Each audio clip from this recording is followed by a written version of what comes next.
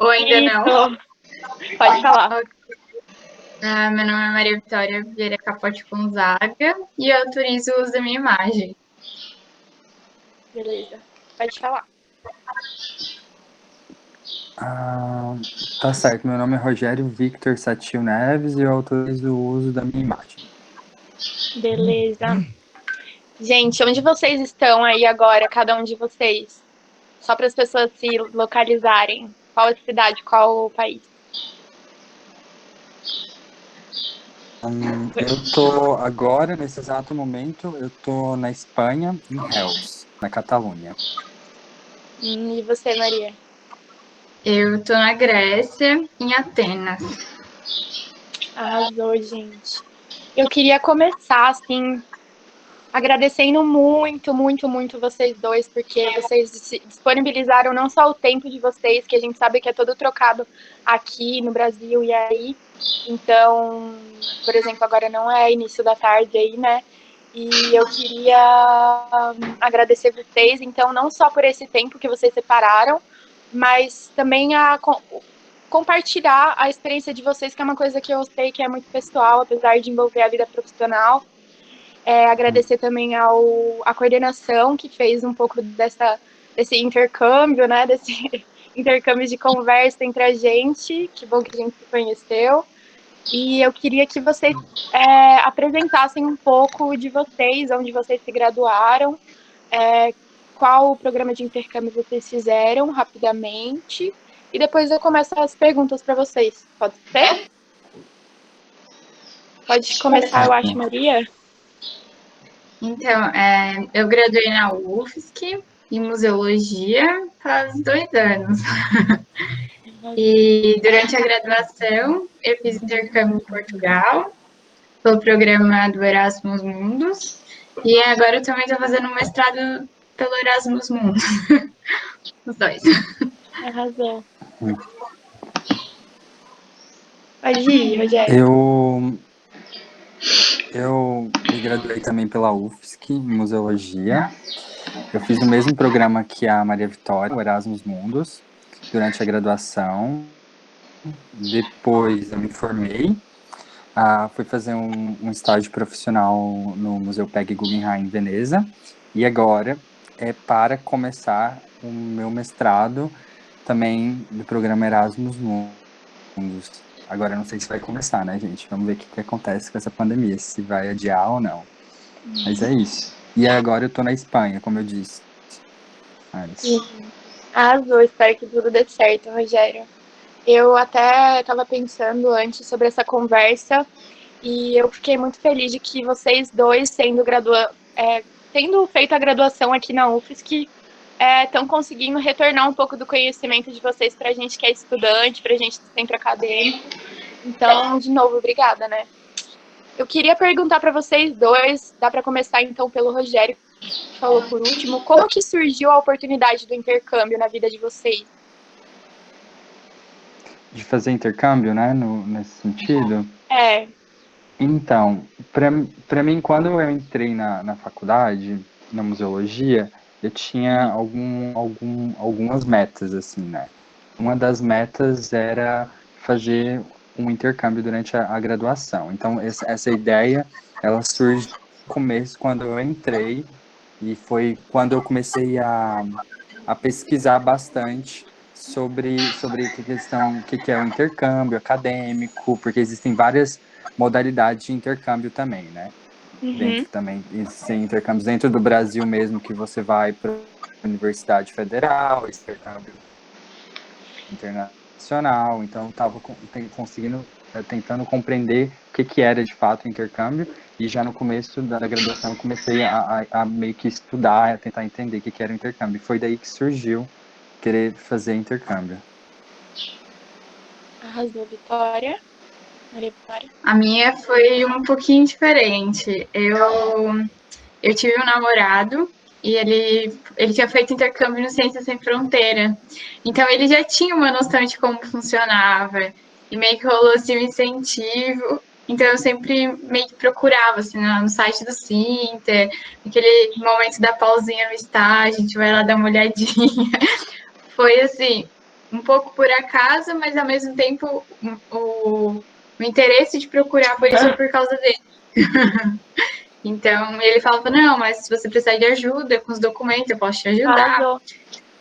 Mais ou menos assim. Arrasou, gente. Eu queria perguntar que a gente já pensa em intercâmbio, já acha uma coisa muito difícil, né? Tanto que é muito necessária essa conversa. E aí eu queria perguntar para vocês quais foram as barreiras que deixaram, talvez, se houve barreiras que deixaram vocês distantes dessa ideia de intercâmbio e como vocês lidaram com essa barreira, né? Queria perguntar para vocês. Eu ou a Maria? Vamos fazer assim, então. Primeiro o Rogério, depois a Maria, daí a gente sempre faz assim e tocamos. Sim, tá bem. Então, para mim, quando eu entrei na universidade e eu queria fazer intercâmbio, como eu disse anteriormente, uma das barreiras era a questão econômica, financeira, né? Porque existem intercâmbios com bolsas e existem intercâmbios sem bolsas também. Então, para mim sempre foi a questão financeira a barreira. Então, eu sempre, quando eu estava pesquisando intercâmbio, pesquisava o intercâmbio, mas também pesquisava se existe para me subsidiar ali. Então, para mim, isso foi barreiras e isso mudou quando eu consegui encontrar esse intercâmbio que foi o Erasmus Mundus ali, né? Então foi onde tudo mudou. Outra barreira também que me preocupava bastante não bastante, mas também era uma barreira para mim, era a questão da língua também, né? Porque eu também não sabia no começo para onde eu gostaria de ir, mas eu sabia que se eu fosse para algum outro país, enfim, eu teria que falar, sei lá, por exemplo, se fosse para a Inglaterra, ou se fosse até para o Chile, eu teria que falar espanhol, se eu fosse para a Inglaterra, falar inglês. Enfim, então isso também era uma das barreiras que eu comecei a trabalhar durante a graduação, que era comecei a fazer curso de línguas também, né? E aí, isso mudou de acordo com, enfim, com o tempo, assim, que eu fui aprendendo outra língua, enfim. Para mim, muito similar com o Rogério. Eu tinha essa barreira econômica e eu tinha também a barreira da língua. E eu também era muito preocupada com questão de notas. Eu achava que, tipo, para você fazer intercâmbio, você tinha que ter 10 em tudo. Então, assim, na minha mente era um negócio impossível, assim.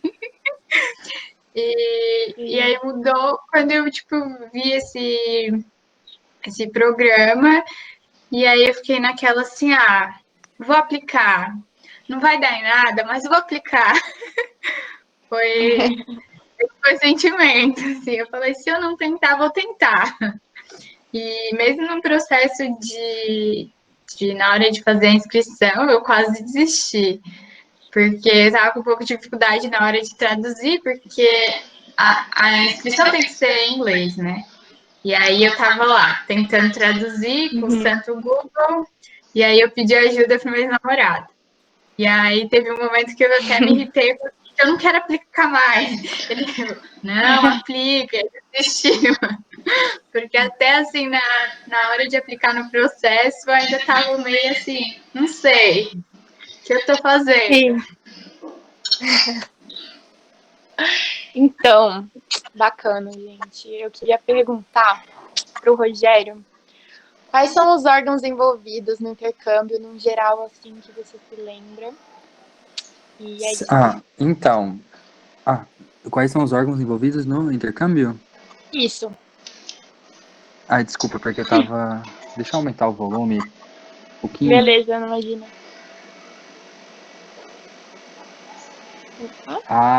Me deu bem baixo agora, consigo ouvir. Enfim. Então, como eu disse, existem várias modalidades de intercâmbio, né? Então, você pode fazer intercâmbio para aprender línguas, não precisa necessariamente estar ligado à universidade. Mas o intercâmbio que nós fizemos foi um intercâmbio acadêmico. Então, os órgãos necessariamente que estavam ligados ao processo, né, a documentação, enfim, todo o processo de se fazer intercâmbio foi a Sinter, né?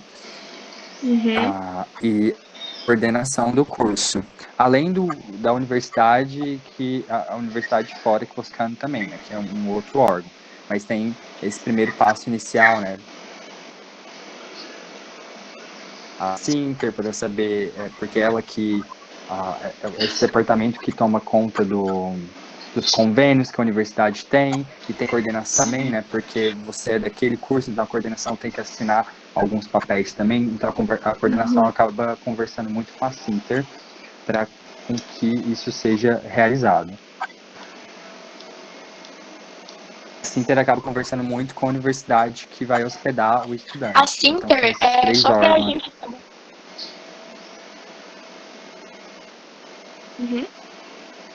Tá me ouvindo? Sinter... Tô. Qual foi a pergunta? A Sinter, só para a gente entender, ela é um órgão do que especificamente? Ela é um órgão de relações internacionais da Universidade Federal de Santa Catarina, ou seja, ela responsável por todos os convênios da Universidade Federal. Então, a UFSC, ela tem vários convênios com várias universidades, para com que o aluno, seja o aluno da UFSC, ele consiga realizar o intercâmbio acadêmico, ou então realizar, por exemplo, um aluno, enfim, quer fazer um estágio num laboratório de outra universidade por causa da pesquisa do aluno, enfim, então tem que acontecer esse convênio entre as duas universidades. Então a Sinter, ela acaba realizando esse processo burocrático com a universidade que vai hospedar o aluno, né? Então é um processo. Ah, nossa. Desculpa. Sim. Não. Pelo menos é esse esquema, assim, são esses órgãos que estão envolvidos. A universidade que hospeda, a Sinter, que é a que vai as relações internacionais da universidade, e a coordenação do curso. Então é uma conversa, um pouco assim, às vezes um pouco cansativa, mas é uma conversa que vai para a volta, enfim, são esses órgãos, assim. Arrasou, desculpa te cortar, porque tava meio travando, meio chegando depois a voz, aí eu acabei te cortando. Só um momento, eu acho que a gente não tem teve problema. Suelen, eu acho que você apertou em alguma outra ferramenta aí. Calma aí. Gente, vocês estão... Calma aí. Perdão, gente. Maria Vitória, eu queria perguntar para você, obrigada, Rogério. Eu queria perguntar para você um pouco sobre a documentação no intercâmbio, como funciona? Ali, pelo menos na UFSC. No nosso caso, a gente aplicou para um projeto e a gente aplicou direto no site do projeto. E aí, o projeto, ele tinha, então, esse convênio com a UFSC, né? Em relação à documentação, geralmente existe um edital e eles explicam direitinho quais os documentos eles exigem. E o edital ele vai mudar dependendo do programa, dependendo de como for o intercâmbio. No nosso caso, eles pediam... E tem alguma documentação que ela é base, assim, que quase todos os programas vão pedir o mesmo. Então, por exemplo, né, no caso desse intercâmbio que a gente fez, eles pediam, por exemplo, um CV com todas as suas informações, o que você fez, estágio, né, eventos, aquela coisa assim mais geral. Pediam, por exemplo, o histórico escolar, o atestado de matrícula. Também, às vezes, tem essa coisa que, para você fazer intercâmbio, você tem que fazer 1 ano antes de se formar, você não pode fazer no seu último ano da faculdade, né? Então, por isso que pediam o atestado de matrícula, constasse também essa informação de quanto tempo faltava para você se formar. Pediam o Student Agreement, que é o acordo entre a universidade que você estava indo, né, e a universidade que você estuda, e quais as disciplinas você iria fazer lá e que você iria validar. E isso até precisa da assinatura do seu curso. Então, esse era um dos documentos. Pedir uma carta de motivação, que é a famosa, o porquê você quer fazer este intercâmbio. De documentos, que eu me lembro, era mais ou menos esses, assim. E também, mesmo para o CV, existe um modelo. Então, eles já explicavam mais ou menos. A gente sugere que você utilize este modelo para fazer o seu CV. E também eu lembro que teve algumas perguntas para você responder sobre você. E no caso, eu também apliquei na inscrição que eu era estudante de escola pública, porque na chamada que eu tive, ela tinha os grupos que você poderia aplicar, né? E um dos grupos era relacionado, você era cotista, etc. Então, quando eu entrei na UFSC, eu não entrei pela cota de escola pública por causa da minha nota no curso. Mas quando eu apliquei para o vestibular, eu apliquei por cota porque eu estudei na escola pública. Então, eu lembro que um dos documentos que eu e lá na FAPESE, pedi o boletim do meu exame, assim, uma coisa maluca. Com a minha nota, e eu pedi para eles dar documento explicando que ela estudou em escola pública, explicando. Então, esse foi um documento. Um outro documento foi que é a questão da língua. No caso da gente, a gente estava indo para Portugal, então a gente não precisava ter um certificado da língua, mas a gente teve que assinar um documento também dizendo, olha, eu sou nativo da língua portuguesa, então eu não preciso de um teste de português, né? Então esse era um dos documentos. E alguns desses documentos, eles davam o modelo que eles queriam, então você tinha que imprimir, assinar, colocar a data, né? Então, dos documentos que eu lembro eram esses, assim. Sim, e são documentos, assim, fáceis de achar, no sentido, eles já davam o modelo, que nem você falou, mas são fáceis de você encontrar, eles não ficam criando burocratizações, é uma coisa mais tranquila, nesse sentido, então, ou não? Então, no caso, esses documentos, eles eram formulários, assim, que estavam no site com a sua ficha de inscrição. Você tinha que imprimir tudo, aí você preenchia, aí assinava, depois escaneava tudo para mandar. E é claro, esses documentos que eu precisei de assinatura é um processo um pouquinho mais burocrático, que a gente sabe, porque você tem que encontrar o professor, aí você tem que procurar a pessoa que trabalha lá, né? Isso é quase uma autorização de estágio o processo. Tem que entrar em contato com a pessoa e lá, por favor, assine aqui. Sim. Então, arrasou. Rogério, queria que tu falasse um pouco da relação da UFSC com o intercâmbio em geral. Como que tu sentiu isso?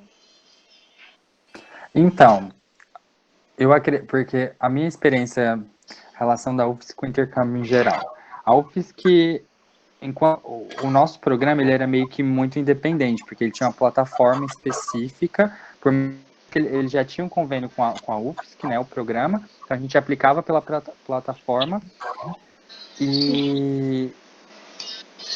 Enfim, então eu nunca entrei muito em contato, por exemplo, com a Sinter, porque existia esse convênio e tudo funcionava pelo site, assim. Mas o que eu sei também é que alguns programas de intercâmbio da Sinter, ou então alguns, por exemplo, porque a Sinter tem vários convênios, né? Então, se o aluno quer estudar em alguma universidade fora, ele pode aplicar por esses editais que a Sinter solta, de acordo com o tempo. Então, você vai estar mais em contato com a UFSC, assim, mas um contato com a UFSC seria com a coordenação do curso, né? Seria, por exemplo, a gente, igual a Maria Vitória falou, né? Às vezes eu tive que marcar a hora para conversar com a coordenadora, para a gente olhar as disciplinas, para ver se elas poderiam ser validadas com outra disciplina na UFSC. Eu tive, por exemplo, que pedir carta de referência para professor. Então, ficou mais nessa questão em relação à UFSC, em relação à coordenação que a gente teve que tratar, né? Então, foi, marcar horário com a coordenadora, como eu disse, as cartas de recomendação, que na época eu também pedi uma carta de recomendação para a coordenação em si. Então, a coordenação, ela fez uma carta de recomendação, mas o processo, a relação da UFSC com o intercâmbio, para nós, pelo menos, foi muito independente, assim. Então, a UFSC não interferiu muito porque já existia essa plataforma ali. Mas eu sei que alguns amigos meus já fizeram intercâmbio, foram até pelo Ciência Sem Fronteira, então a Sinter teve totalmente teve uma interferência maior, entendeu? Estava auxiliando mais as pessoas ali. Uhum. Acho que eu respondi a pergunta. Arrasou, não, respondeu sim.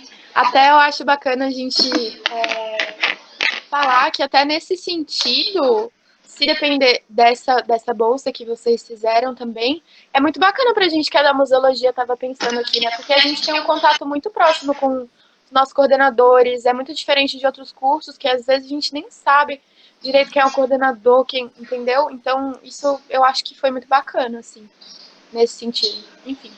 Sim. Né? Com certeza. Eu queria perguntar, então, para a Maria. Eu sei que a gente já falou um pouco mais sobre o dinheiro, enfim, sobre ter muito dinheiro ou não para fazer intercâmbio, você já respondeu um pouco nisso. Mas para tirar a dúvida, então, geral, assim mesmo, é preciso ter muito dinheiro, é preciso ser rica para fazer intercâmbio? Como é que são as bolsas de estudo lá, Maria? Conta pra gente. A pergunta é polêmica, brincadeira. Mas, assim, se você for fazer intercâmbio, pagando pelo intercâmbio, é muito caro, assim, para mim nunca foi acessível. Mas, ao mesmo tempo, existem possibilidades de financiamento, o que é muito bom. Então, o financiamento ele vai depender do projeto que você está aplicando. Então, no caso do projeto Erasmus, ele cobria tudo, ele pagava passagem, um seguro-saúde, uma bolsa mensal para a gente se manter lá, porque você não pode trabalhar enquanto estudante.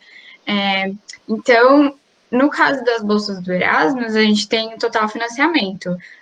Eu ouvi dizer que, por exemplo, a Bolsa de Ciências Sem Fronteira também era muito parecida. E existem, tipo, algumas bolsas que elas são parciais, que elas te dão, tipo, uma ajuda de custo, né? Que é um valor em dinheiro para pagar sua passagem, ou então um valor que te ajude com alguma coisa. Mas, então, é uma coisa um pouco pessoal, até da pessoa saber qual é a condição financeira, se ela vai conseguir arcar com aquilo, e qual tipo de financiamento ela consegue ou seria suficiente, né? Mas é importante que existem essas opções de que você consegue ser financiado tipo, 100%, que no caso foi o meu caso, é o caso do Rogério, e aí vai depender muito da bolsa que você está aplicando. Mas é possível. É possível fazer intercâmbio sem dinheiro. Com esse financiamento de 100%, esse financiamento total da bolsa de vocês, vocês conseguiram, então, curtir, assim, não curtir, porque vocês não foram só para curtir, mesmo que também, mas para estudar, só que com esse financiamento vocês conseguiram ficar tranquilos, assim, tipo, deu para comer, deu para tudo. Sim. Arrasou. Deu para tudo, Rogério? Deu para tudo. Então tá. Eu queria perguntar para vocês dois como são feitos, no caso de vocês, e como funcionam os testes de admissão na língua do país desejado para fazer intercâmbio. Como são feitos e como funcionam os testes de admissão, gente? Pode ser o Rogério. E a Maria. Então, eu só queria complementar a primeira fala da Maria ali em relação às bolsas de estudo e falar assim que, como a Maria falou, a gente fez por um programa que é o Erasmus, né?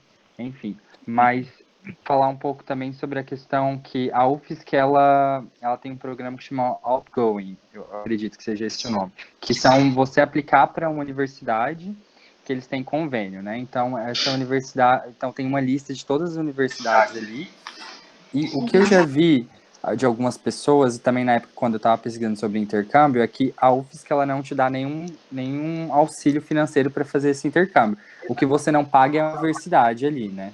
Já é um ponto positivo se você quiser fazer intercâmbio em algum outro país.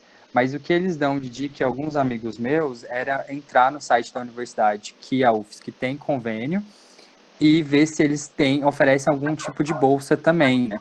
de estudo para ver se cobre, como a Maria falou, se é uma bolsa parcial, se é uma bolsa 100%, e também olhar no próprio país se eles têm algum tipo de bolsa de cooperação com pessoas estrangeiras, enfim, para pessoas estrangeiras. Mas sobre a pergunta é sobre como são feitos os testes de admissão, né? Então, para mim e para Maria, a gente não precisou, a gente falava português porque a gente nasceu no Brasil, a gente só mandou nosso passaporte, fez um documento ali. Mas nesse caso, nesse intercâmbio que nós fizemos, a gente não precisou fazer um teste de língua, né? Agora, para mim, depois, posteriormente, que eu fui fazer o meu estágio profissional e depois também sobre a aplicação do meu mestrado, né, que eu tive que aplicar para ser aceito, sempre essas páginas, elas já, dependendo do que você está aplicando, né, o que você quer fazer, eles já te dão que tipo de teste eles querem de língua, e existem esses testes profissionais, né, por exemplo, de inglês tem o TOEFL, o IELTS e o Cambridge, de francês, o TCF, enfim. Então, eles já dão o teste que eles querem, a pontuação que eles querem e o nível também. Então, é bom saber, é bom conhecer, conhecer bem que teste você quer fazer e qual nível daquela língua você quer alcançar, né? Então, por isso que também é interessante quando a gente entra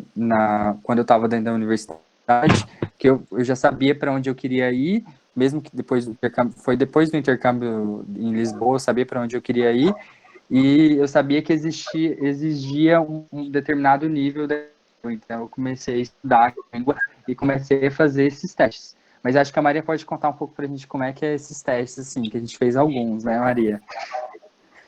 Então, complementando o Rogério, a questão dos testes, igual, a pontuação, o meu programa, eles especificavam, né? No caso, né, no intercâmbio a gente não precisou, mas no meu programa de mestrado eles especificaram quais os testes que eles aceitavam e qual era a pontuação mínima.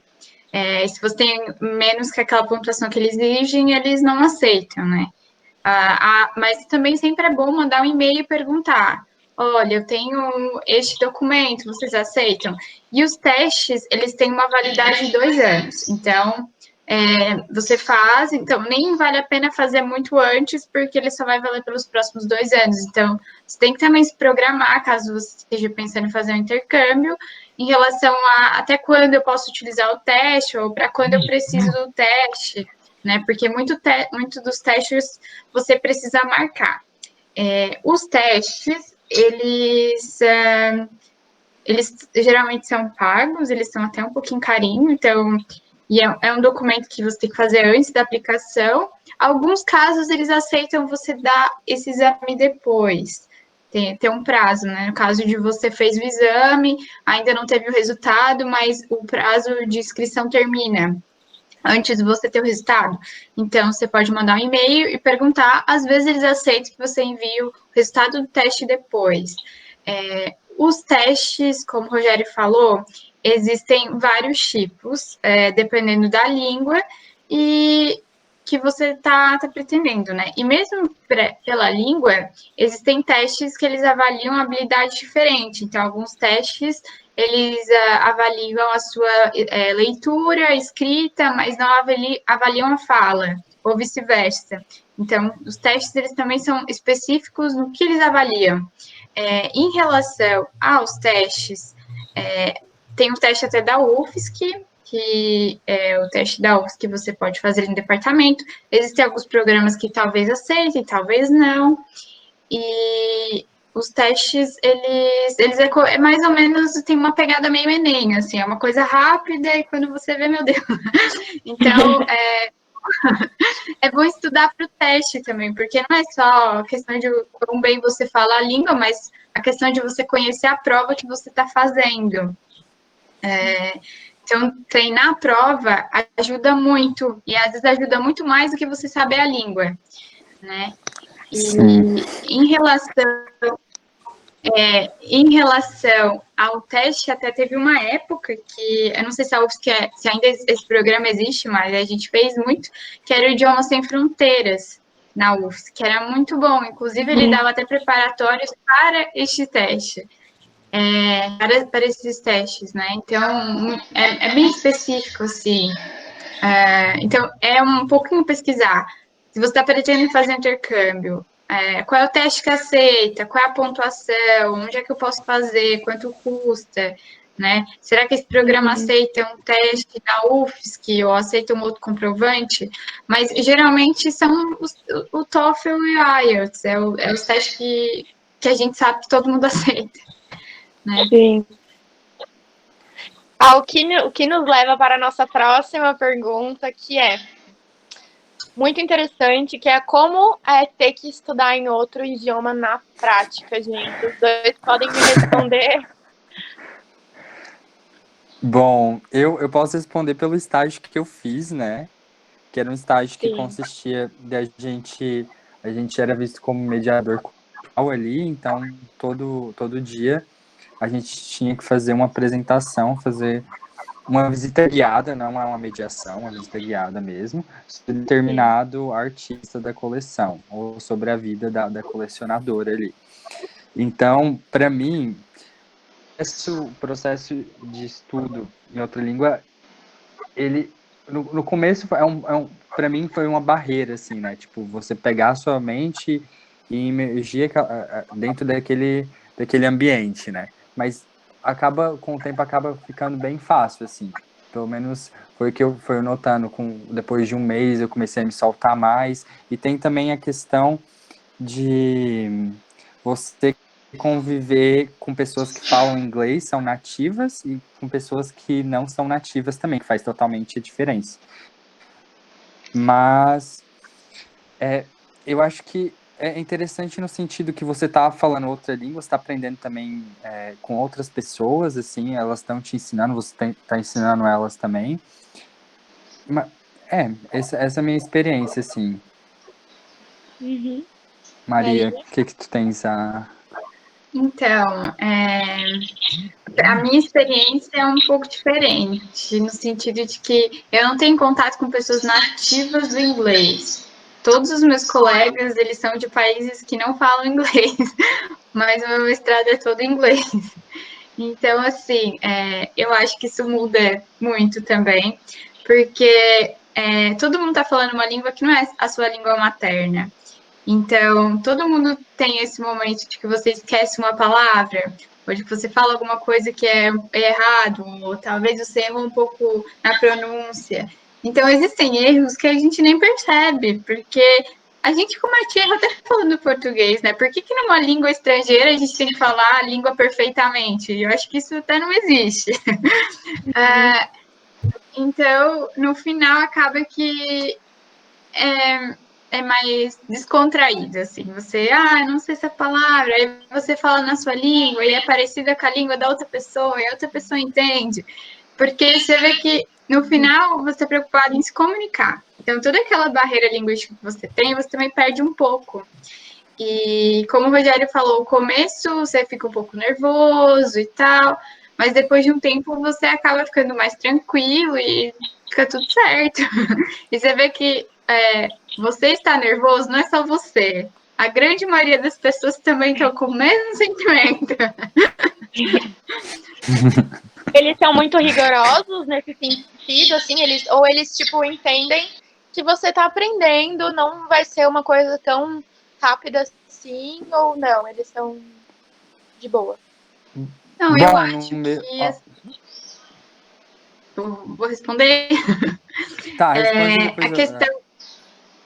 Eu acho que vai depender muito de onde você tá e como são as pessoas, né?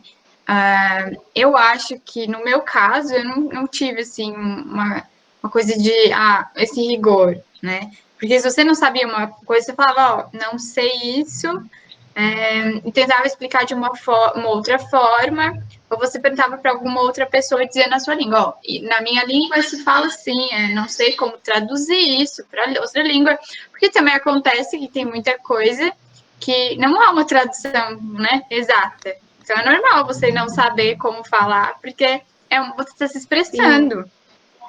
E em relação a você ter dificuldades, às vezes porque você está nervoso, acontece. E todo mundo tem mais ou menos o mesmo nível de inglês, até porque você fez o teste antes. Então, todo mundo tem uma base muito semelhante, né? E esses pequenos erros que acontecem, ou esquecer uma palavra, alguma outra coisa, acaba se resolvendo. E ao mesmo tempo que você está praticando, você está escutando, você também está aprendendo. Então, no fim, é um processo que nunca termina. Uhum. Sim. E tem essa questão, como a Maria falou, porque assim, o programa que eu tava, pelo menos todo mundo que gerencia o museu, ou eles são italianos, ou eles são americanos, ou eles são italianos-americanos, ou seja... Gente. Enfim, então tem muito nativo, assim. Então, no começo, eu me sentia muito... Meu Deus, como é que eu vou abordar essas pessoas? Ainda mais que o público do museu era muito americano, então eu falava, nossa, eu tenho que sair ali e começar a falar sobre a coleção, eu vou errar. Então, para mim, no começo foi uma barreira. Mas o programa em si estava preparado porque eles entendiam muito porque era um programa para pessoas internacionais também, né? Então, eles já esperam essa questão da língua, né? Então, acho que tem que se preocupar, assim, porque quando você está aplicando para um intercâmbio ou para algum tipo de programa que você queira fazer, que aceitam pessoas de outros países, eles já têm essa consciência no sentido, assim, estamos lidando com diferentes culturas e também estamos lidando com pessoas que a primeira língua não é inglês, né? Ou então não é francês, não é espanhol, enfim, depende de onde está aplicando, assim. Gente, muito bom saber isso. Eu imagino não só para mim, mas para todo mundo que está assistindo. Eu só queria perguntar, então, antes de ir para as perguntas dos alunos, quanto ao processo de fazer intercâmbio, quais foram as facilidades e quais foram as dificuldades, assim, no geral, para vocês dois? Pode começar, talvez, Rogério, que já está na palavra. Então, acho que em relação ao processo de fazer intercâmbio, as dificuldades mesmo é a questão da burocracia, né?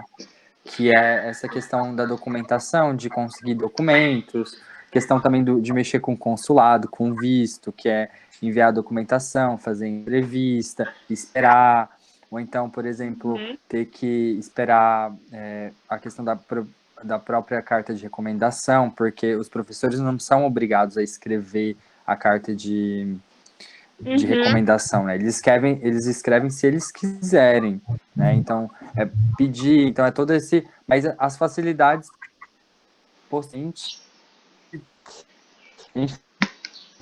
tu tá lá e tá aproveitando. Eu não vi muita dificuldade quando eu estive lá, mas minha dificuldade mesmo foi em relação à burocracia. E sua facilidade? A facilidade, Maria, qual que é a facilidade? Do processo? Bom, eu acho que a gente teve professores e pessoas que estavam dispostas a dar essas cartas de recomendação. Então, é uma facilidade. Mas, para mim, eu acho que você tem que ter muita paciência. Muita paciência. E assim, eu faço do Rogério as minhas palavras, mas ao mesmo tempo eu senti que pelo menos as universidades elas estão sempre dispostas a te ajudar no que for necessário. Mesmo a universidade que a gente estava em intercâmbio, né? Então eles estavam entrando em contato com a gente, mandando os documentos, mandando e-mail para o próprio consulado pedindo, olha, é possível fazer que esse visto aconteça mais rápido? Então eu acho que a universidade que a gente estava indo, ela foi muito solícita. E a universidade que a gente estava também. Então, isso, de certa forma, foi uma facilidade. Arrasaram, gente. Eu vou para a pergunta dos alunos. Que bom que tiveram facilidade também.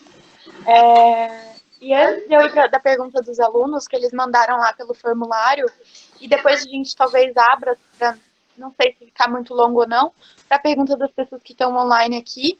Mas antes disso, eu queria avisar, gente, que o meu celular ele tá com problema na bateria, então talvez ele acabe, mesmo carregando, ele tá carregando, talvez ele acabe, mas a Gabriela, que também é do Centro Acadêmico, ela tá online, preparada caso isso aconteça e para continuar essa conversa, tá?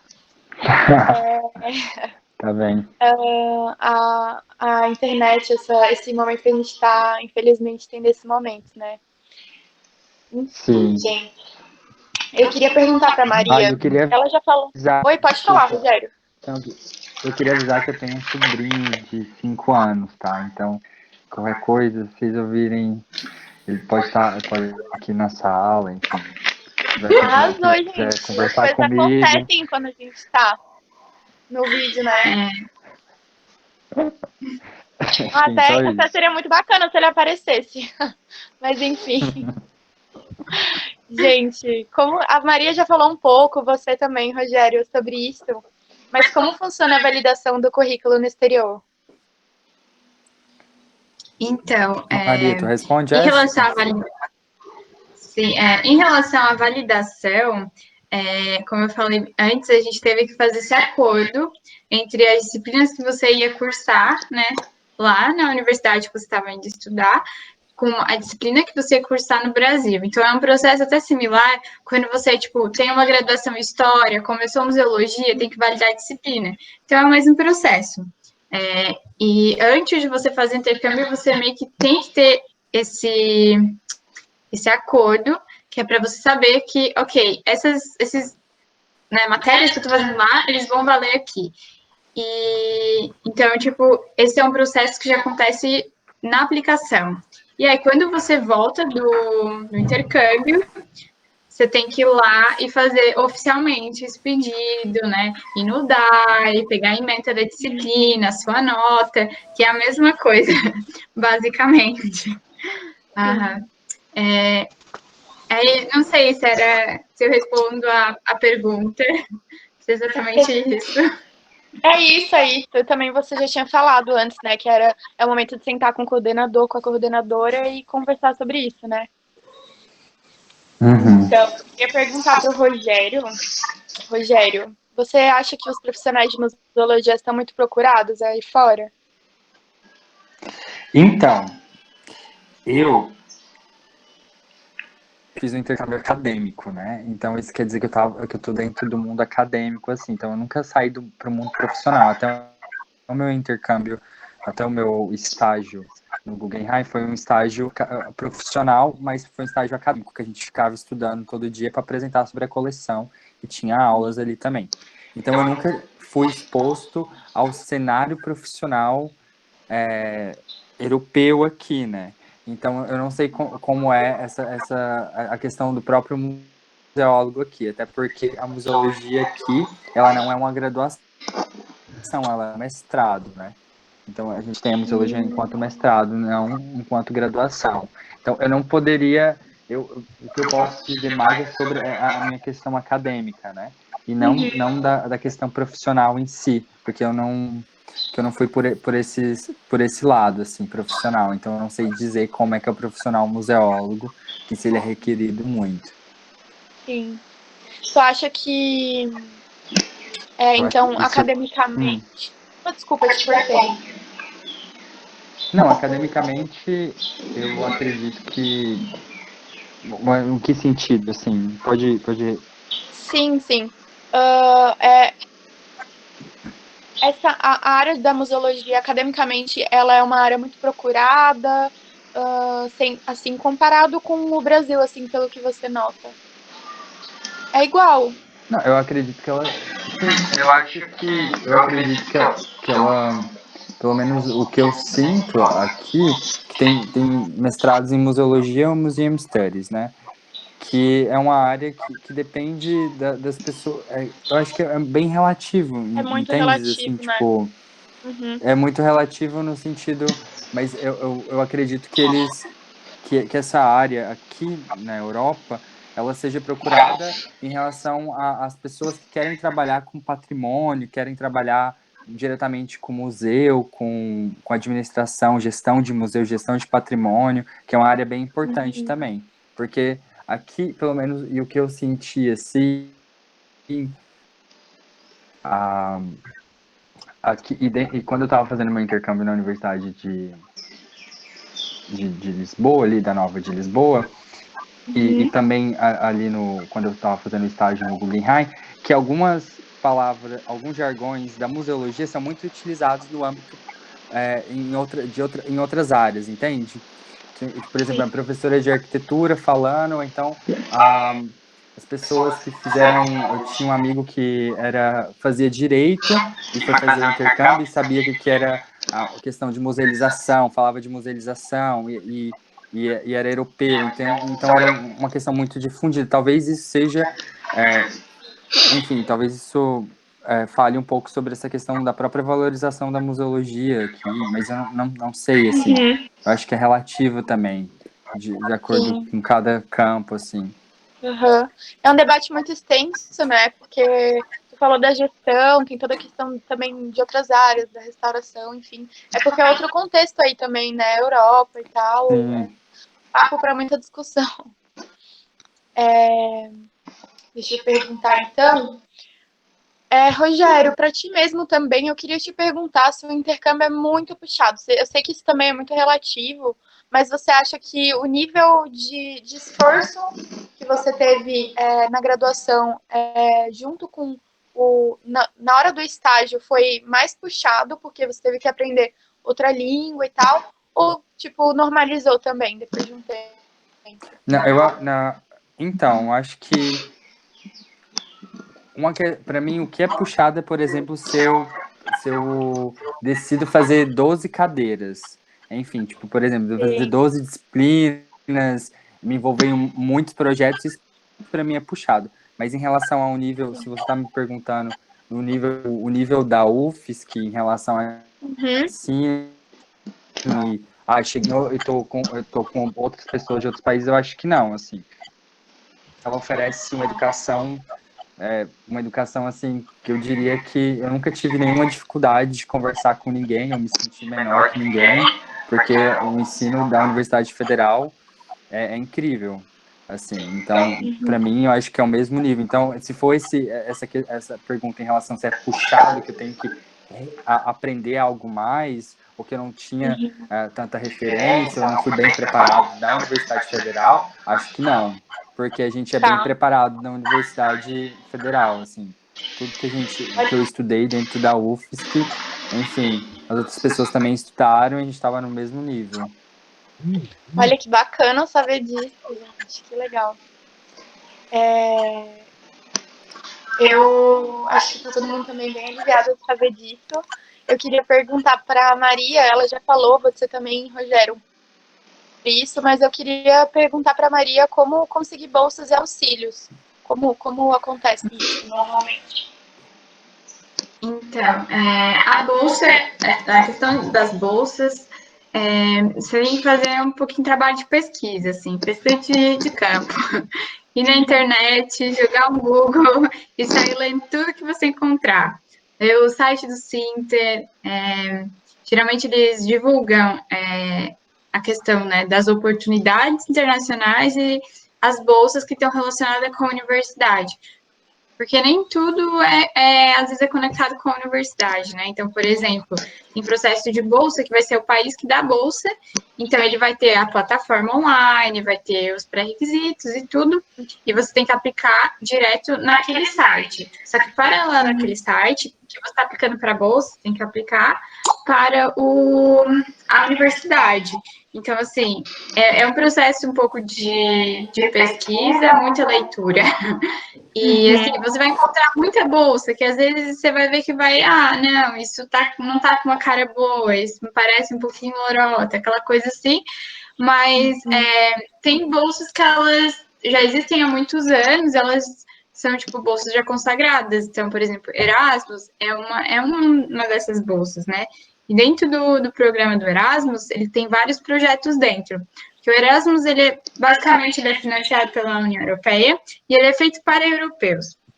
Só que dentro do programa Erasmus, ele tem projetos. Então, por exemplo, o programa que a gente fez, ele era um projeto dentro do programa Erasmus. Na época, ele se chamava Erasmus Mundus, Fellow Mundus. E aí tem até outros projetos. E então esse é um programa de bolsa. Você tem a bolsas do DAD, que é a Alemanha que dá. Então, um processo é um outro processo seletivo, né? Tem, por exemplo, as bolsas do Santander, que cobre só uma parte. Então, assim, a questão da bolsa é ter um pouco de paciência, fazer muita pesquisa, ler e se organizar também, porque os editais eles têm um prazo para serem abertos. Então, vai ter. Eles abrem, por exemplo, tem programas, esses programas que já existem há muitos anos, eles abrem todo ano. Então, você tem que saber: olha, esse programa é um programa que abre sempre entre dezembro e janeiro todo ano. Então, entre dezembro, você tem, se você for aplicar, resolveu, que leu, e foi lá para março, bom, já passou, né? Você perdeu. Mas assim, você sabe que no próximo ano tem um novo. Então, você já pode se organizar com antecedência, que documentos precisa, o que eu preciso fazer, né? Então, é um pouquinho de paciência, pesquisa e organização misturado. Arrasou, não, arrasou. Também, que nem você falou, né? Comparações, né, de bolsas para as outras, muita comunicação, né? Enfim. Eu queria perguntar para o Rogério, em quais países é possível fazer intercâmbio em museologia? Você pode falar para a gente? Então, algo que eu queria esclarecer em relação ao intercâmbio é que quando uma pessoa aplica para fazer intercâmbio, ela aplica para fazer intercâmbio naquela universidade, portanto, ela pode pegar disciplinas, por exemplo, você da museologia, você pode você quer fazer intercâmbio na Universidade Federal do Rio de Janeiro, enfim, ou então na UNB. É um exemplo. Você vai aplicar para fazer intercâmbio ali, porque você quer fazer algumas disciplinas da biologia, ou então da história. Então, você está aplicando para a universidade para fazer disciplinas daquela universidade. Então, por exemplo, na Europa, a museologia ela é um mestrado, né? Ela não é uma graduação. Mas quando a gente aplicou e selecionou as disciplinas, por exemplo, do departamento de antropologia. Mas, por exemplo, esse caso pode mudar, por exemplo, se você vai ficar, talvez, ou nos Estados Unidos, enfim, ou então em algum país da América Latina, mas ele tem que procurar saber. Mas a museologia é possível, por exemplo, fazer... porque essa pergunta, por exemplo, quando você entra na Sinter, tem aquela lista ali de convênios com as universidades, eles têm ali, aceitam todos os cursos da UFSC? Sim ou não? E aí tem a resposta, sim ou não. Aí quando fala não, aí fala só os cursos que eles aceitam dentro daquela universidade. Mas tem muitas universidades que sim, aceitam todos, ou seja, o aluno ele vai fazer intercâmbio naquela universidade, independente se não existir o curso de museologia ali. Entende? Ele pode fazer o intercâmbio só cursando disciplinas da história, só cursando disciplina das artes. Mas pode acontecer que dentro da região ou do país que ele vai fazer, exista um curso de museologia e ele possa fazer o intercâmbio cursando a disciplina de museologia. Porque fazer intercâmbio não quer dizer que você vá estudar museologia num curso de museologia de outra universidade. Você não está estudando museologia lá, você está fazendo um intercâmbio naquela universidade. Entende? Então, essa questão, igual a Maria falou, né? Quando olhar a questão das bolsas e também olhar se, por exemplo, os convênios da universidade e aquela listinha ali que eles colocam é muito boa, assim, quais cursos aceitam, porque eles já levam em consideração todos os cursos da UFSC, assim, né?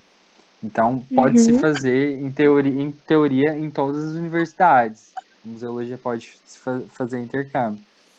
Eu acho que seria... Não todas, mas quase todas. Depende do programa que eles têm nas universidades, né? Sim. E vai depender do interesse das pessoas também, né? Sim. Eu queria te perguntar, aproveitando, quanto tempo que dura mais ou menos o intercâmbio, Rogério? Dependendo, assim, qual o máximo, qual o mínimo? Então, não tem um máximo, não tem um mínimo. Depende, por exemplo, se você for um bolsista, geralmente aquela bolsa, você está aplicando para uma bolsa de 6 meses ou de 1 ano. Aí depende do edital que você está concorrendo. Agora, se você for uma pessoa que queira, por exemplo, você vai pagar seu intercâmbio, né? Que eu tenho uma amiga que pagou o intercâmbio dela, então ela ficou 1 ano e meio na universidade.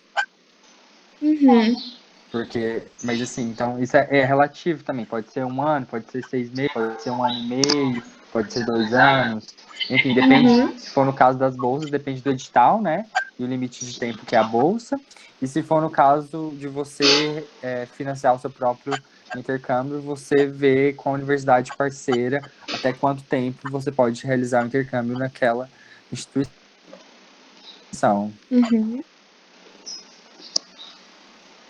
Opa. Tá me ouvindo, Rogério? Eu acho que. Deu uma travadinha? Sim, eu acho que é isso. Ah, então tá. Eu queria só falar um pouco a gente recebeu uma mensagem do Francisco. Ele está parabenizando a gente, parabenizando a coordenadora do curso de mestrado da Universidade Lusófona de Humanidades e Tecnologias, a egressa do curso, Maristela. E ele quer parabenizar o Rogério pela sua determinação em estar nesse momento da sua carreira. Desejo que siga em frente com coragem. A Maria Vitória também parabeniza por esse processo de aprendizagem. A Universidade Lusófona está com um reitor que é bem próximo ao Brasil e a nossa museologia. Muito bacana, Francisco. Obrigada pela contribuição aí, né? Obrigado, Francisco, pela contribuição. Então, gente, continuando, eu queria perguntar, continuando com o Rogério também, Rogério, como que a UFSC te ajuda enquanto está no intercâmbio? E a universidade de destino? A UFSC te ajuda como? E a universidade que você também tá, como que eles te ajudam? Eu acho que a UFSC pode, no meu caso, como eu te disse, foi um programa que era combinado com a UFSC, meio que independente. Então, as questões que eu tive que resolver foram só com a universidade de destino, que eles mandavam um e-mail requerendo alguns documentos, enfim. Eu acredito que, pelo menos, e pela experiência de alguns amigos meus que fizeram intercâmbio pela UFSC, claro, eu fiz também pela UFSC, mas que precisavam mais da UFSC fazer essa intermediação, a UFSC pode te ajudar na questão burocrática, até porque a UFSC é a instituição responsável pelo aluno, né? Então, você tem que recorrer a ela caso você precise de alguma urgência também, né? Se está em algum país, se aconteceu alguma coisa. Então, eu acho que a UFSC ajuda nesse sentido, assim, né? De você estar vindo dela, então ela tem que prestar, ela tem que te ajudar na questão burocrática, enfim, de conseguir aqueles papéis, de também intermediar com a universidade. Eu acho que é aí que a UFSC entra, né? Mas não só a UFSC. Quando a gente fala UFSC, parece que estou falando só a Sintra, mas estou falando, por exemplo, a coordenação do curso. Enfim, quando ajudar o aluno em relação ao que a gente já falou anteriormente, né? Sentar com o aluno, ver com o que eles podem oferecer, como é que isso vai acontecer, enfim, acho que é isso. Eu queria perguntar então para a Maria, vamos voltar para ela ali. Como é feita a seleção de candidatos na Universidade Nova de Lisboa, Maria? Conta para nós. Então, assim, quando a gente aplicou pro intercâmbio, no caso, quem fez a seleção foi o pessoal do programa, que, no caso, a universidade era a coordenadora, né? Porque, normalmente, no processo de seleção, depende.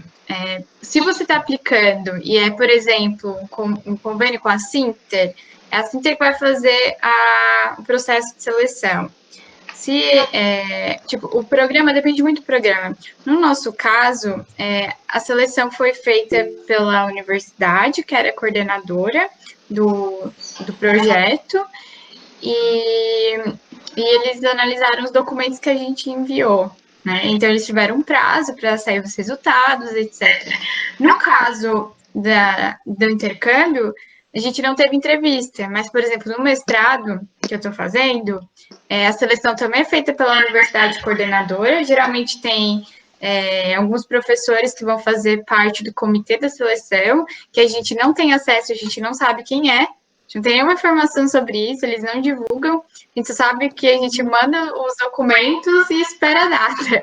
E aí, depois de alguns meses, ou eles mandam um e-mail para você, ou sai no próprio site do projeto, com o número da sua inscrição, né? Então, tem programa que eles não divulgam nomes, por exemplo.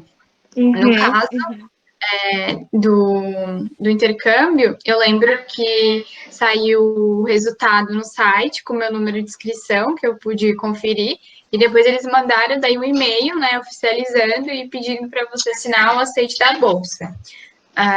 Mas a questão da seleção depende do seu processo. No nosso caso, foi a universidade que era coordenadora do projeto, e a gente não tem muita informação, assim, about como é feita a seleção.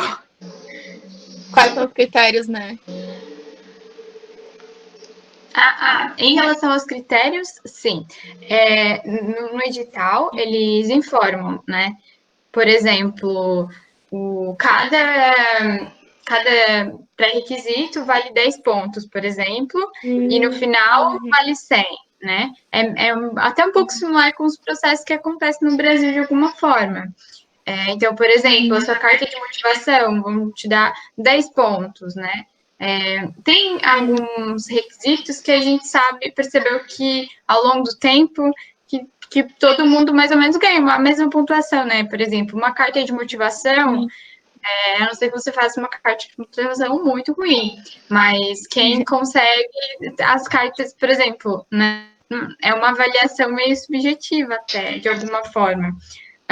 Mas, por exemplo, em processos que eles pedem fazer uma entrevista, né? Então, o critério normalmente tem no edital, dizendo, olha, a gente quer isso, isso e isso, e no processo seletivo vai ter 10 pontos, etc. E é a informação que a gente tem, assim, não há muito detalhe, assim. Eles não informam quem faz a seleção, não sabe quem são essas pessoas. A gente só sabe que é feito pelo comitê das universidades que estão no projeto. E é isso. Não, arrasou, gente. Vocês são muito ricos de conhecimento para passar pra gente. Até estou me sentindo muito feliz. Enfim.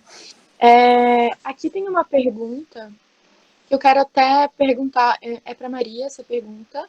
E eu queria perguntar, ela tá um pouco confusa aqui para mim, mas de repente a gente conversando a gente consegue descobrir, né? Sobre a tradução de documentos, os documentos a serem mandados para a universidade de destino. Precisa ter alguma tradução que a gente manda ou não? Ok. Então, na experiência que eu tive do intercâmbio em Portugal, não era necessário fazer nenhuma tradução. Então, o que acontece é que a inscrição era feita em inglês, então todos os formulários eram em inglês e etc. Mas, por exemplo, o seu histórico escolar que estava em português, você mandava em português, não tinha problema nenhum. E isso também é um requisito que vai ter no edital e vai dizer, olha, para este edital a gente quer que todos os documentos estejam em inglês. Então, e aí com a questão do inglês, ele vai depender. Porque, por exemplo, se ele disser que é uma tradução juramentada, daí aquela tradução que você tem que ir no tradutor e pagar vários rios de dinheiro para a pessoa fazer. Mas é uma tradução oficial para o resto da vida. Boa notícia. Se for uma tradução que então, por exemplo, às vezes eles aceitam que a universidade faça o documento em inglês. Então, se a UFSC, então é uma coisa que o curso de museologia, de certa forma, pode oferecer, né? Se a UFSC assina um histórico em inglês e a assinatura da coordenação, ele é um documento em inglês, né? Então, as universidades podem aceitar este documento e não é necessário uma tradução, por exemplo. Caso contrário, tem algumas que vão aceitar, por exemplo, você fazendo a tradução do seu documento. Então, não é uma tradução oficial, mas é uma tradução. Então, você vai mandar o original, vai mandar a tradução que você fez, que não vai ter nenhuma assinatura, e depende do programa aceitar ou não. Aí tem essa questão, né, de o curso, né, ou a universidade te dá o documento em inglês, vai ser um documento original em inglês, e as universidades também podem aceitar, e aí tem o caso da tradução juramentada. O que acontece é que na tradução juramentada, porque assim, quando você está indo para fora, você tem que pedir um documento que é a apostila diária, que você vai retirar no cartório. E esse documento vai constar, vai fazer com que o seu documento brasileiro ele seja válido no exterior. Essa é um selo, é um carimbo, né? E só que isso não é uma tradução. Isso não vai ser uma tradução. Isso só significa que o seu documento é um documento válido, é original. Só que, no caso do Brasil, ele não vai fazer a apostila diária para documentos que não estão em português, ao menos que esse documento seja uma tradução juramentada. E é onde vai depender do caso. Quando eu fiz o intercâmbio, eu mesma fiz a tradução do documento, não teve problema nenhum, e eles aceitaram, e não me pediram que tivesse, na época, assinatura, ou que tivesse tradutor. Para o mestrado, eu mesma fiz a tradução, eu pedi na coordenadoria de tradução de histórico também, e a universidade aceitou esse documento. Porém, quando eu fui aceita no programa, eu tive que fazer a tradução juramentada. Então, depende do projeto. Porque vai ter programa que vai dizer, olha, para o processo de seleção, eles aceitam a sua tradução, né? Porém, se você for aceito no programa, aí você tem que enviar a tradução juramentada. Então, vai depender do caso que se encontre. Existem esses possíveis cenários que eu encontrei, que eu poderia falar sobre. Obrigada, Maria. Desculpa te interromper, mas acho que a Bruna aconteceu o que a gente achou que aconteceria, a bateria dela acabou. Mas eu, a Gabi, também sou membro do CA, eu vou seguir aqui com vocês, tá? A próxima pergunta é para o Rogério, e é o seguinte: o que fazer quando a candidatura para o intercâmbio é feita em uma instituição que não tem convênio com a universidade atual de ensino? Então, eu estava até pesquisando sobre isso ontem e também conversando eu mandei mensagem para alguns amigos também. Porque quando a gente faz um intercâmbio, existem várias modalidades de intercâmbio, né? E pelo que eu consegui compreender, um intercâmbio acadêmico, ele precisa, para ele ser válido da universidade onde você está fazendo, ele precisa ter um convênio com aquela universidade. Isso não é um problema para a UFSC, porque a UFSC tem tantos convênios, mas tantos convênios, que aquela lista é enorme ali, de todos os países ali, que ela tem convênio. Quando um aluno, ele quer fazer um intercâmbio na qual aquela instituição não está conveniada, eu falei com um amigo meu que ele estava interessado em fazer um estágio, não, um intercâmbio acadêmico na França, e a universidade não estava conveniada. Ele entrou em contato com a Sinter e parece que aconteceu o processo no sentido que eles conseguiram auxiliar ambas as partes, assim. Então, eu acho que vai muito de você entender, você saber qual instituição você quer ir, você gostaria de fazer esse intercâmbio, saber se ela é conveniada com a UFSC ou não. Se ela não for, você ir à Sinter para saber o que fazer ali. Então, eu não tenho uma resposta exata de não pode. Porque todos os intercâmbios que eu conheço foram a Universidade Federal tem convênio. Pessoas, eu acho que isso não é um problema no sentido de que a UFSC ela apresenta grandes convênios, muitos convênios, ela tem muita parceria. Então não é nenhum problema. Que bom, então, né? Que ela tem vários convênios. Bruna, eu vi que tu voltou. Você quer seguir? Dá pra seguir? Eu sigo aqui? O que tu me diz? Bom, acho que ela ainda tá no processo de voltar. Mas então vamos para a última pergunta que mandaram no formulário, também para o Rogério. E é assim: como lidar com a falta de informação sobre os programas de intercâmbio e como lidar com a falta de confiança que isso gera para quando tu precisa fazer um intercâmbio? Então, eu acho que a grande questão em fazer intercâmbio ou não é a falta de informação. Eu acredito que não. A questão do intercâmbio não falte informação. Falte informação, talvez, na questão de bolsas de estudos, que é algo mais difícil que você tem que procurar, né? Que você tem que dar o Google, você tem que estar sempre procurando. Eu, por exemplo, eu sempre tive. Como eu sabia da minha situação financeira, eu sabia que eu não poderia realizar um intercâmbio de forma que eu teria que financiá-lo ou pagá-lo, enfim. Eu sempre procurei, eu tirava, por exemplo, toda semana eu falava, então, daqui eu vou tirar 2 horas para procurar bolsas de estudos, vou entrar nas universidades que a UFSC é conveniada, vou olhar os programas que a UFSC tem, que já tem esses programas pré-montados também, né, como Erasmus, como outros, como o DDA, que a Maria Vitória acabou falando, que é da Alemanha, enfim. Vou olhar também oportunidades em outros países, se eles estão oferecendo bolsas. Ali, por exemplo, a Itália, ela tem um programa que eu apliquei o ano passado, que é um programa do governo italiano para brasileiros para fazer intercâmbio na Itália, na qual financia as taxas universitárias e dá um valor por mês para você ficar. Então, você teria que somente, por exemplo, ver quais instituições a UFSC era conveniada. Enfim, então é um processo no sentido, eu acho que essa falta de desinformação, ela está mais focada na bolsa, porque no intercâmbio é muito mais fácil, assim, né? Você vai no site da Sinter e se comunica ali, né? E qual é que era a segunda pergunta em relação... Como lidar com essa falta de informação? Mas tu disse, né, que na real tem as informações, né?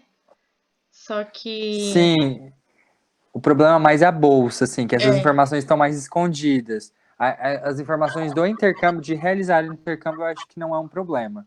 Eu acredito que isso o site da Sinter cumpre bem, né?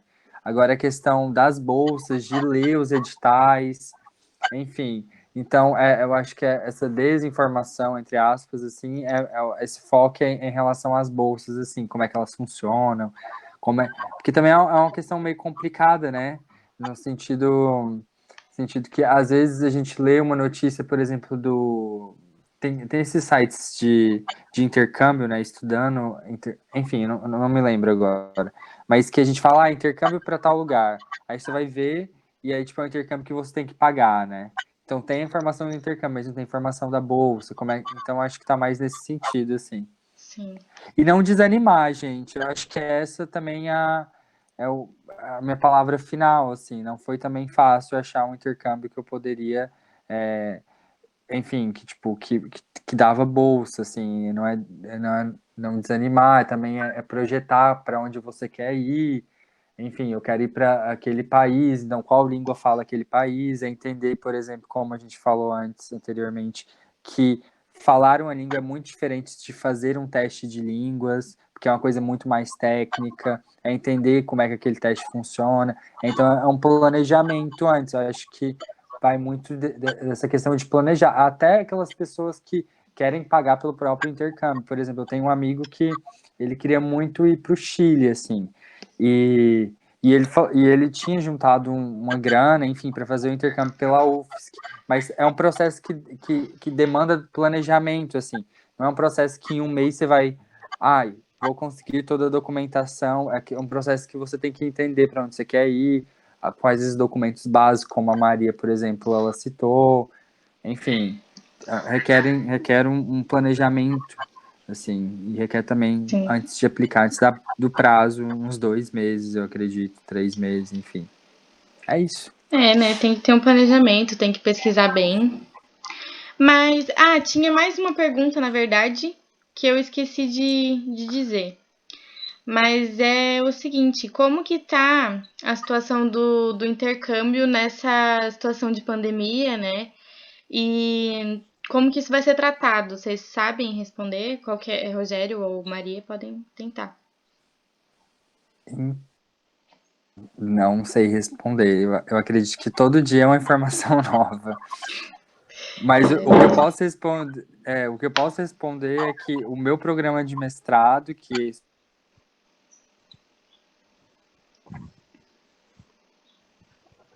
Será que... Acho que travou um pouquinho. Deu uma travadinha mesmo. Bruna, você voltou? Oi, voltei. Será que o Rogério... Acho que deu uma travadinha. Tá conseguindo nos ouvir? Talvez a Maria falando por enquanto, né? Sim. Então, o meu caso é um pouco diferente, porque eu já iniciei o mestrado, né? E o meu mestrado ele tem um formato que é como um intercâmbio todo semestre, mais ou menos.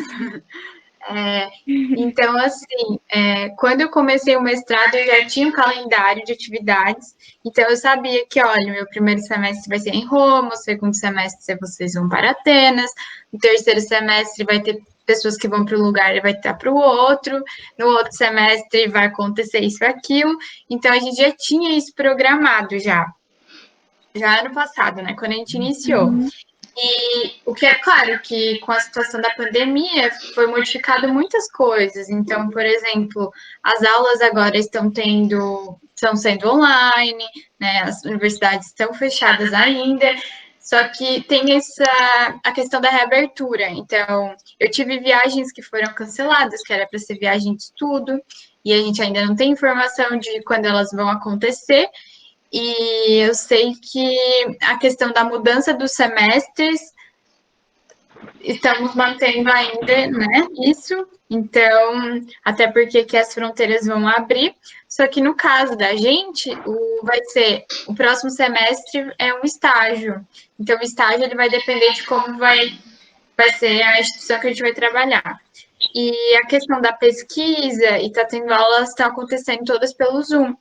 Então, assim, claro que teve algumas modificações, adaptações, mas eles estão mantendo o calendário, até porque é uma realidade muito diferente, né, para a gente. Então, a gente são pessoas que estamos no mestrado, a gente está sendo pago para fazer o mestrado, então é tipo uma relação estudo-trabalho também, né? No caso do mestrado.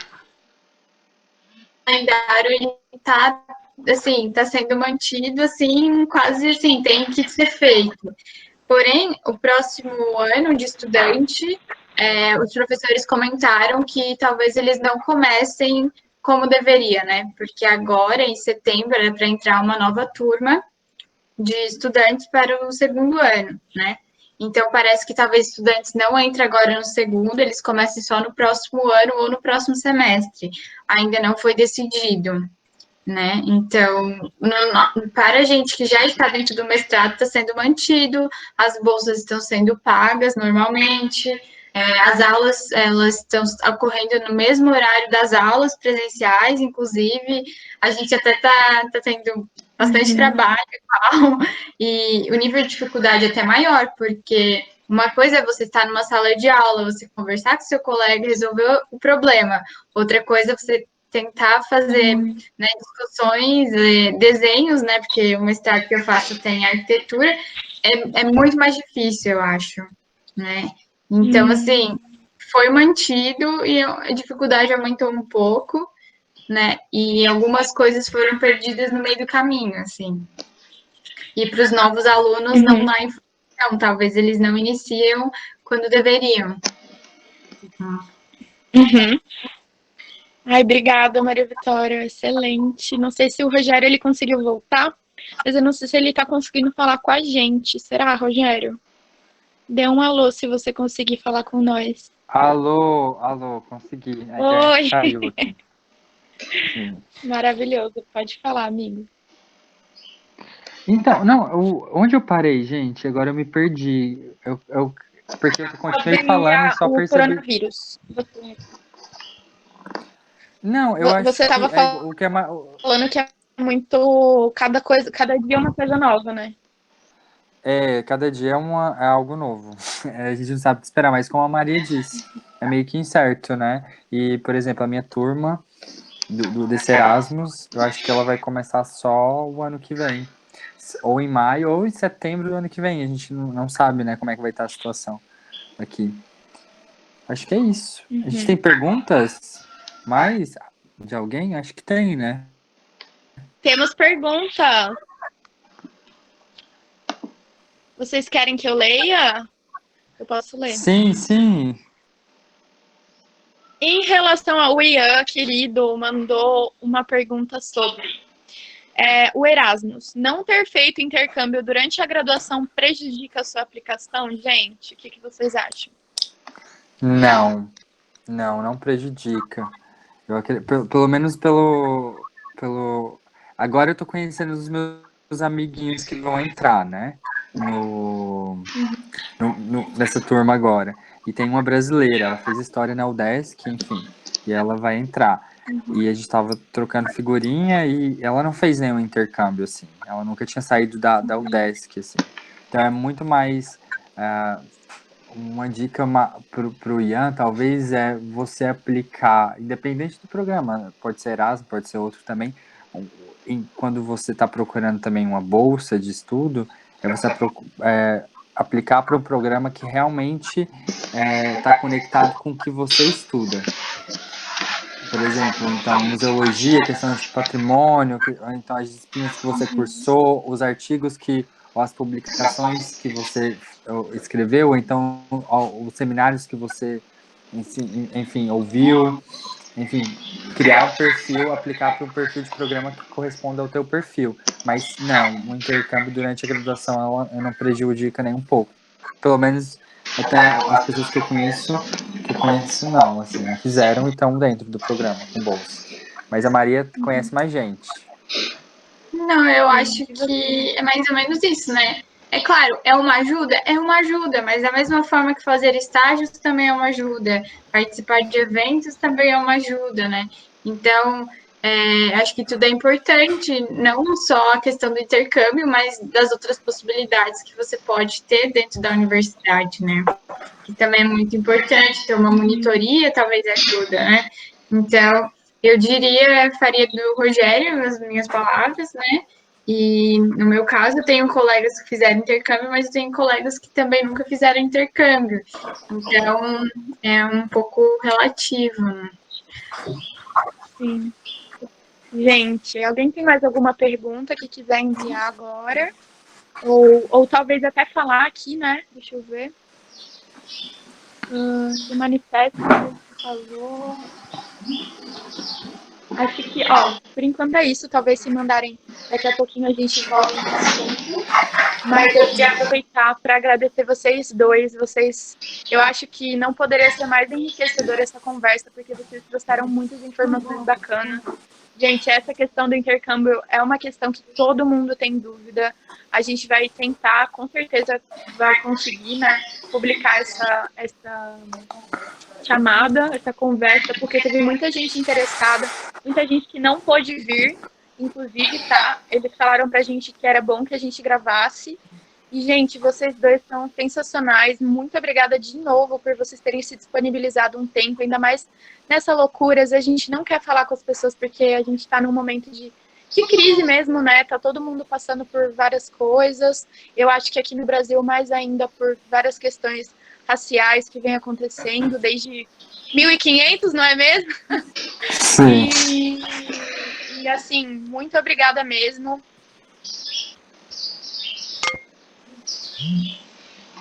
De nada. Peraí, não tô te ouvindo, pera. Acho que ela sumiu de novo. Mas, continuando, a gente agradece muito vocês dois pela participação. Agradecemos a nossa coordenação, que também entrou em contato com vocês, né? Sugeriu o tema, a gente sabe que é latente no curso. E olha só, temos mais uma pergunta. A Elaine Ramos perguntou: qual é o prazo médio de aprovação após a aplicação no programa de intercâmbio? Eu respondo? Pode responder quem... Sim. Demora bastante tempo, na verdade. Normalmente, quando você tem o edital, eles dão prazo. Então, eles têm um calendário e dizem, olha, a aplicação ela vai ocorrer, né, no mês de janeiro, dezembro, o resultado vai sair em junho, ou vai sair em setembro, ou, por exemplo, no meio disso a gente vai ter uma entrevista.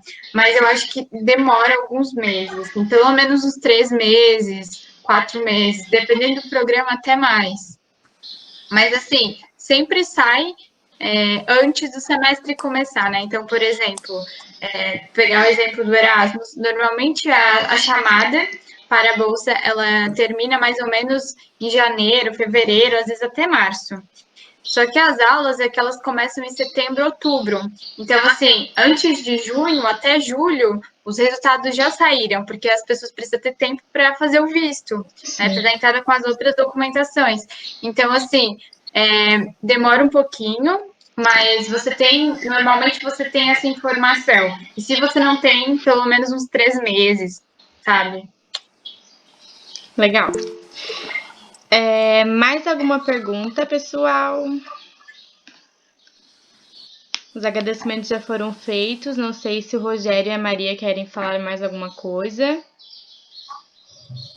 Eu só agradeço por vocês terem chamado a gente, pra gente ter tido essa conversa.